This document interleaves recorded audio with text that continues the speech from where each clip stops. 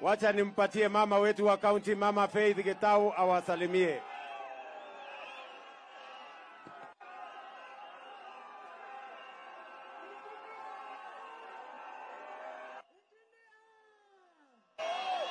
Asante sana mtukufu rais, mimi nakuahidi tunakupenda hapa kwetu Nyandarua na tuko na wewe na maendeleo itaendelea. Asante sana, Mungu akubariki.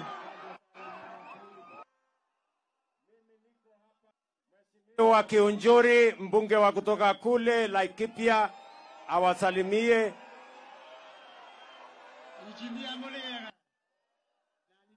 Muno na leto jotobe musharagero kahola wala nyambola ajibela wala maudumega. Asante sana.